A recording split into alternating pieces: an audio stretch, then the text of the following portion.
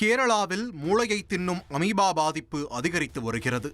நெக்லேரியா ஃபவுலேரி எனும் மூளையை தின்னும் அமீபாவால் உயிரிழப்புகளும் ஏற்பட்டு வருகிறது. நடப்பாண்டில் அக்டோபர் வரையில் கேரளாவில் இந்த அமீபா பாதிப்பிற்கு 26 பேர் உயிரிழந்திருக்கின்றனர். 129 பேர் பாதிக்கப்பட்டிருக்கிறார்கள். இந்த அமீபா பாதிப்பு மிகவும் அரிதானது, ஆனால் ஆபத்தானது. அதாவது பாதிப்பு ஏற்பட்டால் 97% மரணம் நிச்சயம் என்று மருத்துவர்கள் எச்சரிக்கின்றனர்.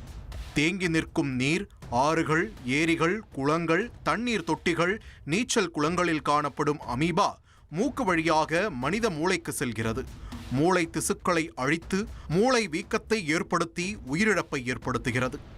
இப்போது கேரளாவில் சபரிமலை சீசன் தொடங்கியிருக்கும் வேளையில் கோவிலுக்கு வரும் பக்தர்கள் நீர்நிலைகளில் குளிக்கும் போது மூக்கிற்குள் நீர் செல்லாமல் பார்த்து கொள்ள வேண்டும் என்று தமிழக மற்றும் கேரள சுகாதாரத்துறை அறிவுறுத்தியிருக்கிறது.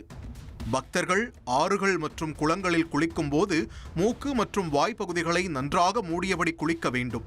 குளிக்க பயன்படுத்திய துணியை நன்றாக உதறிய பிறகு தலை மற்றும் முகத்தை துடைக்க வேண்டும்.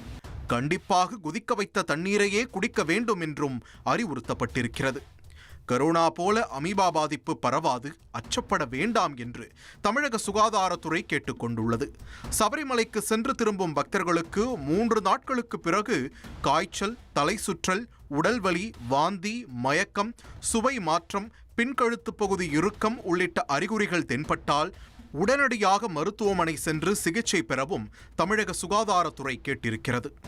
அப்படி பாதிப்பு கண்டறியப்பட்டால் மருத்துவமனைகள் சுகாதாரத்துறைக்கு தகவல் தெரிவிக்கவும் கேரள எல்லையை ஒட்டிய கோவை, தென்காசி, தேனி, கன்னியாகுமரி, நீலகிரி ஆகிய மாவட்டங்களில் கண்காணிக்கவும் வழிகாட்டுதல்கள் வழங்கப்பட்டிருக்கின்றன. அமீபா பாதிப்பு குறித்து அலட்சியம் வேண்டாம் என கூறும் மருத்துவர்கள் தேங்கிய நீர்நிலைகள் மற்றும் ஆறுகளில் குளிக்கும் போது பக்தர்கள் கவனமாக இருக்க வேண்டும், அரசின் அறிவுரையை பின்பற்ற வேண்டும் என்றும் கேட்டுக்கொண்டுள்ளனர்.